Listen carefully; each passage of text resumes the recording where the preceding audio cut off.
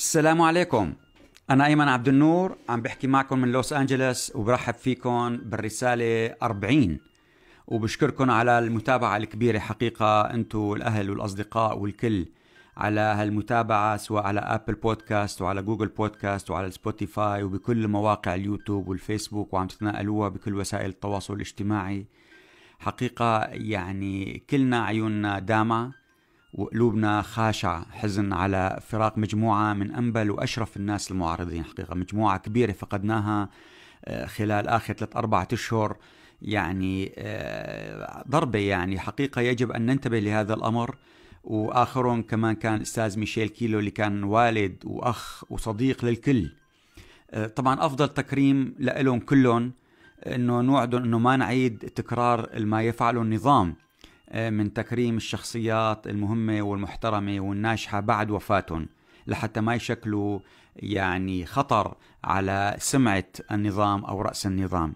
لازم نقول لهم إنه إحنا تعلمنا الدرس ورح نستفيد من شيوخ الكار، بدكم سموها شيوخ الصنعة، شيوخ المعارضة والثورة، شو بدكم سموا التسمية، لكن لازم نستفيد من دول الناس وهن على قيد الحياة، ما نعملهم قديسين بعد الوفاة وأثناء ما هن عايشين بيناتنا ومعنا، ولازم نستفيد منهم ومن أفكارهم. نبلش بحقيقة إما بإبعادهم أو تحييدهم أو مهاجمتهم. حتى الوضع صعب ودقيق مثل ما رح نشوف الآن. وخلينا نبدأ بقضية التقرير اللي ذكرته مديرة الاستخبارات الأمريكية للكونغرس.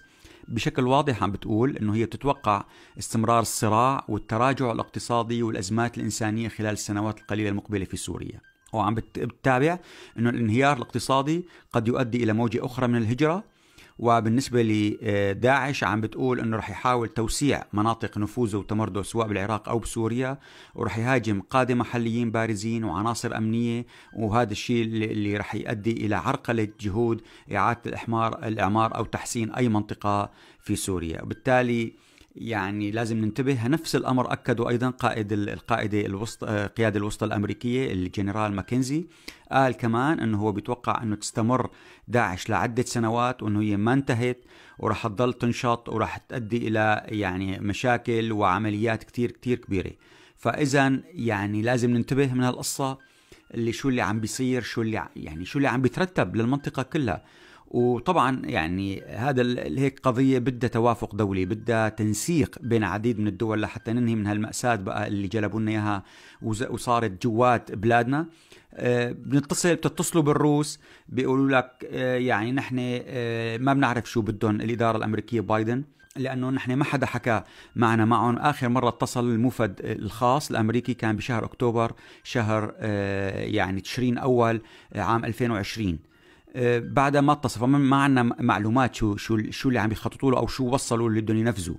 بتتصل مع الامريكان بيقولوا لك نحن لسه ما بين معنا بدقة وين بدنا نروح. عنا عدد من القضايا اللي فقط عم نقدر نحكي فيها، اللي هن القضايا الإنسانية، قضايا المعابر، وزيادة العقوبات والضغوط الاقتصادية على بعض جماعة النظام السوري. يعني بتحكي بشكل غير رسمي مع خارج الإدارة الأمريكية، بيقول لك يبدو أنه الإدارة الآن عم تتبنى أنه تنظر إلى الوضع السوري، الملف السوري، من نظارة العلاقة مع إيران. والآن في اتجاه صاعد بخصوص أنه تصير أولوية كانت ضعيفة جدا سابقا، الآن عم تطلع لتصير أولوية اللي هي من خلال نظارة العلاقة مع روسيا. كما قال السفير جيمس جيفريس العام الفائت أنه مهمته هي جعل روسيا تغرق في الوحل والمستنقع السوري. وأيضا أشار إلى ذلك السفير السابق الأمريكي روبرت فورد بمقال مطول من حوالي شهر، أنه في هذا الصوت عم بيعلى كتير في واشنطن، وعدد قوته وأخطائه، ولكن يبدو أنه عم بيقوى. وبالتالي رح تصير في توترات، يعني التوقعات أنه تصير في توترات، وثلاث بؤر بدها تؤدي إلى أنه تكبر ويصير في استنزاف اقتصادي وعسكري لروسيا في سوريا. ويعني القصة مؤهلة مثل ما ذكرت التقارير اللي حكيتهم قبل شوي، لأنه تستمر عدة سنوات. بتحكي مع الأوروبيين أنه تدخلوا أنتم، يعني كونوا بين النص ووصلوا إلى يعني اتفاق، إلى حل، إلى تسريع، إلى ضغط لتسريع لجلب الجميع إلى طاولة واحدة. بيقولوا الأوروبيين أنه بيجاوبوك أنه واضح أنه إدارة الرئيس بايدن عم تلجأ أمانة السلوك الفردي اللي كان أيام الرئيس ترامب، عم تلجأ إلى عمل مشترك، وعم تحاول تبني تحالفات دولية في عديد من القضايا. لذلك كانت أوروبا خلف أمريكا وبقوة شديدة في قضية أوكرانيا، وهذا ما أدى يعني إلى نجاح الموقف الأوروبي الأمريكي. لكن بالمقابل بيقولوا بنحكي مع الروس، بيقولوا بنعرف أنه الأمريكان عم ينصبوا لنا فخ وعنا خطة جاهزة لحتى نقلب الطاولة مباشرة، لكن نحن هذا بيؤدي إلى حرق الورقة السورية. نحن رايدين تكون جزء من مقايضة لإطار حل أكبر مع الأمريكان. وبالتالي يعني نحن بتطلع هلا وأنتم عم تسمعونا، يعني نحن السوريين وين من كل الحكي؟ يعني كأنه هلا نحن قاعدين عم نحكي عن دولة بأفريقيا أو أمريكا اللاتينية، والدول عم بتشوط فينا مثل الطابة، طاسة سخنة طاسة باردة. ما بيمشي الحال هيك. يعني إذا بدنا نحن يعني نكون بالمشاهدين وحقيقة بدنا ننأذى كتير، بدنا نقعد نعمل ولا شيء مثل ما الحال حاليا. لا، نحن لازم نكون متكاتفين السوريين، قادرين نوجد حل، قادرين تحت الحكومات الأربعة اللي بتشغل الجغرافيا السورية نتعاون، نتكاتف، نوجد وصولا إلى حل في عديد من أشكال الحلول. يعني واحد منا بيطرحه الإعلامي والثقافي الهام جدا الدكتور رياض نعسان أغا كمان الله يطول عمره، عم بيقول أنه هناك حاجة شديدة لعمل وطني خالص ينقذ سوريا من الانهيار. وعلى صعيد وطني أجد أن القرار بيد السوريين جميعا قبل فوات الأوان للسمو فوق كل الاعتبارات والارتقاء فوق الإيديولوجيات والنعرات العرقية والاختلافات المذهبية. فإن فقدنا الوطن فقدنا كل شيء. هلا هو المقاربة تبعه عم بتقول انه لازم نعمل مؤتمر سوري وطني جامع برعاية عربية ودولية يتحمل مسؤولية إنقاذ سوريا، وبيحكي عدد من القضايا في عدة طرق. لكن ما بدنا نتحرك انه نكون قاعدين ساكتين فقط منتظرين بكرسي المشاهد. هذا هذا بيؤدي انه مثل ما حكت صحيفة هآرتس الإسرائيلية الى نجاح ما تقوله، انه اي تغيير سياسي في سوريا يمكن ان يضع اسرائيل امام علامات استفهام صعبة، وبقاء الاسد في الحكم مريح لاسرائيل وروسيا. هاي صحيفة هآرتس منذ حوالي 5-6 أيام، وأنه شبكة العلاقات بين إسرائيل وسوريا عم تتعزز، ومو فقط روسيا لكن أيضا يضاف إلى بعض الدول العربية عم تعمل كوسيط. طب هذا الحكي يعني نحن لازم نسمو ونخلص بقى من خلافات كل السوريين، ونطلع من قصة أنه نحن غير قادرين على إيجاد حل. يعني وطبعا هلا هذا إذا بدنا نحكي هيك مو معناته أنه سهل، لا، حتى الدول الإقليمية والدول الكبرى بدها تحاول تثير الشقاق والفرقة وتلعب فينا وتفرق السوريين. ديما موسى حكت شيء ما يشبه من ذلك، لكن تعليقا على السفير الأمريكي فورد اللي أخذ جزء من كلامه وقالت أنه لقد اجتزأ وحرف جزء من كلامي بسبب أنه هي كانت موجودة معه بندوة يبدو، وعم بتقول أنه أنا هو فورد عم بيقول أنه هو ضاق خلقه من السوريين اللي عم بيضلوا يستنجدوا بأمريكا لتيجي تحل لهم مشاكلهم. فديما موسى ردت عليه قالت له أنا كسوريا ما بقبل أنك تحكي بهالطريقة هي على السوريين، ونحن ما عم نستنجد بحدا، نحن جاهزين للجلوس سوية لحل مشاكلنا، لكن هذا أيضا بده توافق دولي، لأنه في استعصاء بعدد من القضايا. على القليلة إذا أنتم ما بدكم تساعدونا ما تكون أمريكا ولا غيرها عائق أمام الحل وأمام قدرة السوريين على الوصول إلى الحل. هذا جوهر كلامي اللي أوصلته لفورد. ديما موسى اللي هي عضوة في الائتلاف واللجنة الدستورية عم بتتابع القصة، وانه مو معقول فورد بيحضر بهالندوات وبيلتقي مع السوريين وبمئات المحلات وبيصور نفسه انه مناصر القضيه السوريه وبيحب الشعب السوري اكثر من السوريين، بس الحق مو عليه. هلا هي عم بتلمح انه لمنابر السوريين والكذا اللي عم بيعطوه فرصه للحكي. هلا نفس الحكي ايلي ابو عون رغم انه لبناني وهو رئيس اداره الشرق الاوسط بمعهد USIP معهد السلام الامريكي اللي هو ممول من الكونغرس الامريكي، عم بيقول انه التحدي الاكبر هو التدخلات الدوليه التي تعيق انجاز اتفاقيات سياسيه على المستوى الوطني. فهذا الشيء لازم نفهمه، انه الدول الكبرى والاقليميه والصغرى وكله بده يكون ضد انه يوصلوا السوريين لحل بينات بعض. فما نكون ساذجين وحسنين نية. برجع بقول الحل عندكم انتو نفسكم اللي عم تسمعوا الرسالة، انتو عددكم كبير جدا وقادرين، انتو اذا اجتمعتوا نقدر نوصل لحل. خلينا نشوف شو المناطق اللي بسوريا، شو اولويات القيادات اللي فيها، هل هي تماثل طموحات الشعب او امال الشعب؟ النظام شو اولويته انه يبقى، ويظبط هي الانتخابات ويخلص منها. الآن عم بيظبط نفس الطريقة اللي عمل فيها انتخابات عام 2014، عم بيحاول يظبط نفس القصة. 3 مرشحين، كان في مرشح عضو كان وزير دولة لشؤون مجلس الشعب سابقا اسمه حسان النوري، الآن جاب بداله واحد اسمه عبد الله سلوم عبد الله، أيضا وزير دولة لشؤون مجلس الشعب. كان في مستقل يوميتها كان اسمه ماهر حجار، الآن غالبا راح يجيب سيدة اللي هي فاتن علي بنته للواء علي النهار، ولسه ما أقروا أنه ممكن يجيبوا واحد رابع أو غالبا لا. فلنشوف كيف أشرح لكم كيف القصة. هلا ليش جاب الوزير عبد الله سلوم عبد الله يرشح حاله رغم أنه هو من أحزاب الجبهة؟ لسبب، احذروا شو سألنا نحن، قال نقوا هذا بالذات لأنه هو من مواليد إعزاز اللي هي فيها مقر الائتلاف والمعارضة السورية، لحتى يقول لهم رسالة أنه أنتم قادرين تكونوا أصلا أنتم بالمجلس المحلي لإعزاز، قادرين أنتم واحد منكم يكون هو قيادة المنطقة اللي تحت النفوذ التركي وشمال غرب سوريا، بينما نحن كنظام بنجيب واحد من عندكم أنتم إعزاز ممكن ينافس على رئاسة جمهورية سوريا. نفس اللعبة اللي لعبها وقت اللي جاب واحد من إدلب يحطوا رئيس وزراء، وواحد من تحت المنطقة الإدارة الذاتية حطوا رئيس مجلس الشعب. يعني الهدف الأساسي أنه هو جامع، هو الضامن لكل وحدة كل المكونات وكل الجغرافيا السورية. أيضا ما ترك النظام لعب نفس اللعبة اللي لعبها من زمان لحتى يشوش الأصوات على الأستاذ أبو ياسين مأمون الحمصي، وقت اللي جاب واحد أيضا اسمه مأمون الحمصي رشح ضد مأمون الحمصي اللي نحن بنعرفه أبو ياسين بانتخابات مجلس الشعب. جاب واحد الآن لحتى يقول لك قواعده لك وشوفوا في حتى المعارضة محترمتنا، جاب واحد اسمه محمد موفق الصوان، بينما موفق الصوان اللي هو من مواليد عمره 70 سنة وهو رئيس حزب الإصلاح الديمقراطي الوحدوي، جاب واحد شاب صغير عمره 46 سنة من مدينة جوبر نفس الاسم، حط صورته للمرشح اللي عمره 70 سنة وحط منصبه اللي هو حزب الإصلاح، وصار ينشرب كل محل حتى الناس تفكر انه ذاك اللي مرشح حاله. طبعا ذاك عمل بيان. هلا الآن اللي عاطي الضوء كيف عطى لماهر حجار، عطاه ضوء انه ينتقد اكثر من كل الاخرين. نفس الشيء الآن بده ينقي وسيدة لحتى يقول لك وشوفوا كيف السيدات نحن بنعاملهم، بينما انتم في شمال غرب سوريا كيف بتعاملوا السيدات في مناطقكم. الإدارة الذاتية شو أكل هم الآن؟ تثبت تعاونها مع أمريكا وتستفاد أكثر قدر ممكن، وأيضا تحافظ على النقاط اللي أمريكا بحاجتها فيهم بدون ما تحلهم بشكل نهائي لحتى تضل حاجة أمريكا لهم قائمة. مناطق شمال غرب سوريا شو عم بيشتغلوا الآن؟ عم بيشتغلوا بشكل حثيث ليرفعوا صفة الإرهاب، وحقيقة أحرزوا بعض التقدم. وهناك حتى طروحات أنه في شيء اسمه fact finding missions، أنه يبعثوا من الكونغرس بعثات استقصائية لكل دول العالم، وممكن يبعثوا لشمال غرب سوريا أيضا لحتى تعمل تقرير ويشوفوا شو اللي يجري. عم بيحاولوا يعطوا حوكمة في تلك المناطق ويعيدوا هيكلة الجيش الوطني بشكل يضبطوا أداؤه ويصغروا عدد الكتائب تبعه بشكل أنه تنضم لبعضها لحتى تصير منسقة وبشكل دقيق.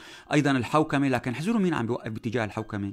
بتسأل هونيك بتفكرها شغله سالب، بيقول لك خيو أمريكا وأوروبا المانحين، هدول مانحين بيدعموا الشرطة، مانحين تانيين بيدعموا المجالس المحلية، مانحين تانيين بيدعموا بعض الشركات الإعمار، هدوليك بيدعموا شركات منظمات الإغاثة، وكله بدون تنسيق لا مع الائتلاف لا مع الجهات القائمة ولا مع المجالس المحلية، وبالتالي كل واحد لحاله عم بيزيدوا في الفرقة. هلا يعني خلينا نعطيكم أيضا تسريبات مهمة. روسيا عملت عقود ب 982 ألف طن قمح لسوريا.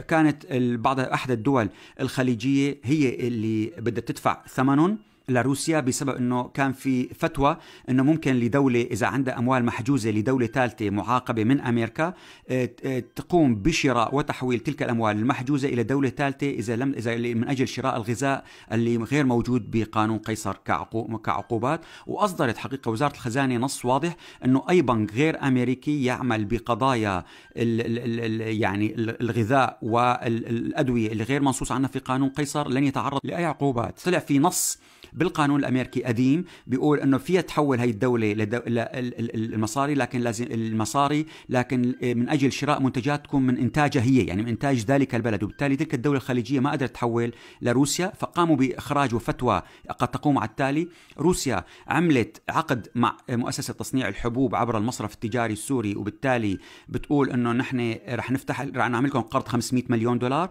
لكن طلبت ضمان. الضامن مين؟ هي الدولة الخليجية. الدولة الخليجية إذا هداك ما دفع، اللي خلينا نقول وهو رح يمتنع عن الدفع، فالدولة الخليجية هي بتكون دفعت لروسيا وسجلت هالشيء على، خلينا نسمي مثلا، نسميه اسم، نعطيه مثلا المصرف التجاري السوري. وبعد ما تنفك الحجوزات عن أموال المصرف التجاري السوري في تلك الدولة الخليجية بعد سنة، سنتين، 3، 10 سنين، هي بتجي بتطالب الدولة الخليجية وبتسحب مصرياتها منه. يعني غض نظر صرفت. ايضا بالنسبه للطائره المسيره الدرون اللي ضربت ناقله النفط مقابل شاطئ بانيات واسمها ويزدوم، اللي 300 ألف طن حمولتها، اللي قادره تدخل لمصب مانياس لانه العمق الغاطس بيسمح لهيك كونتينر تدخل. لكن السفن الكبيره الايرانيه اللي وزنها 1,000,000 طن ما بتقدر تدخل لانه بدها عمق غاطس اكبر بكتير، وبالتالي جابوا السفينه 300 ألف ليفضوا من 1,000,000 تدخل. حقيقه صار فيها ضربه. الضربه باكد لكم انه العربات الرادارات اللي بحميمين كشفت اطلاق الدرون منذ لحظه اطلاقه، وهالعربات تكشف حتى وصولا الى ليبيا. وفي بليبيا عربتين وسوريين هن اللي بعد ما اخذوا التدريب هن اللي عم يشغلون، وبتكشف صواريخ سطح مي وجو سطح وحتى اللي من تحت المي.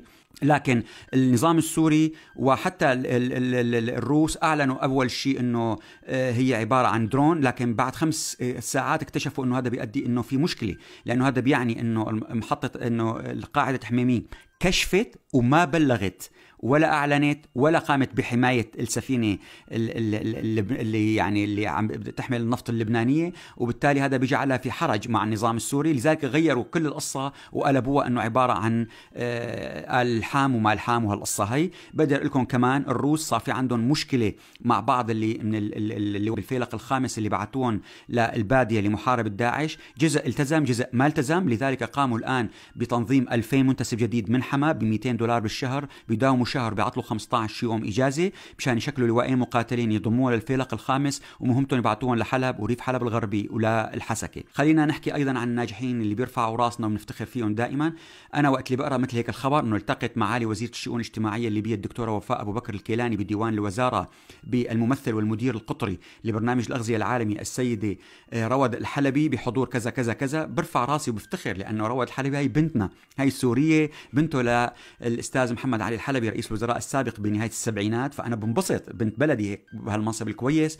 ايضا بنبسط وقت اللي بسمع انه منظمه سايفرز اللي بتقدم جوائز لتاثير الشعر في الثقافه العالميه واختارت حقيقه شاعرتنا السوريه مرام المصري، بنقول لها الف مبروك. ايضا بنبسط وقت اللي بشوف نجاحات الشباب السوري مثل كمان الهبوري ابو النور السوري بمطعم لاقيني ولا الطعمين اللي عملوا عنه تقرير تلفزيون سوريا. بنبسط وقت اللي بسمع وبشوف اخلاق الرائعه لاحمد الخطاب وصوته الجميل جدا وحقيقه لطفه وقت اللي عم بيقابل برنامج عمران على التلفزيون القطري وكيف عم بيحكي بهالادب الشديد. وجزاهم الله خير للبرنامج عمران اللي امن له منحه لحتى يقدر يدرس ويترك العمل ويشتغل ويروح على المدرسه. ايضا بنبسط وقت اللي بشوف انه في 4 شباب سوريين باسبانيا ولاجئين ومن سنه و10 اشهر عملوا مجله والان صارت ناجحه ويشار لها، هن اسمهم محمد شباط وموسى المصري وايهم الغريب وعقبه محمد، وعملوا تحقيق عن الدكتور فهد قسيس اخوه الاستاذ موسى قسيس اللي ناجحين جدا جدا بعلاج الالتهاب المفاصل الليفي وعندهم براءة اختراع باسمهم، فبنقول لهم الف مبروك وشكرا لهم. ايضا بننبسط بالطبيب محمد قجوج من حلب لبريطانيا اللي عملت عنه سكاي بريطانيا نيوز يعني تقرير. ايضا بنبسط وقت اللي بشوف فيلم ليلى بيترشح لجائزة كوبو 2021 اللي هو من اخراج رايا سليمان وبطولة اليانا بويو ومازن رفاعي. فكل هذا الشيء رائع. حقيقة الحل بايدينا نحن السوريين. لازم مثل ما ذكرت بالبداية نبتعد عن تقديس أيقونات الثورة بعد وفاتهم، نبلش من الآن. خلينا نبني قيم مشتركة، مفاهيم مشتركة، ونفرق بين المعارض السياسي وصاحب الرأي المختلف عنا. المعارض السياسي اللي صار له 10 سنين هذا معارض، ما فيني أقول اختلف معي الرأي خلص أنت ما عاد معارض. اللي بيرفض الحل السياسي لازم نفرق بينه وبين الإرهابي اللي جاي على مجتمعنا من دول أخرى، بين السوري اللي قلبه على مصلحة سوريا وتبقى واحدة مهما اختلفنا معه بالرأي، وبين اللي جاي من خارج المجتمعات ومن دول أخرى وهدفه تدمير المجتمع السوري. خلونا نبني هالقصة، المفاهيم المشتركة نوزع قد ما فينا، نعتبرها مهمة لنا. هالرسالة الصوتية نبعثها لكل الناس اللي ما سمعانين فيها واللي ما بيعرفوا فيها، نبعث لهم إياها بالواتساب بالفيسبوك بالتويتر، نحطها بكل المحلات، نعمل حملة كل الناس يصير عنا وقت اللي نحكي مع بعض كلنا بنعرف مواضيع مشتركة، كلنا بنحكي بطريقة متماثلة، بيكون عنا قيم مشتركة ونبني سوريا إن شاء الله اللي هي ملك لكل أبناء شعبها. وشكرا لكم.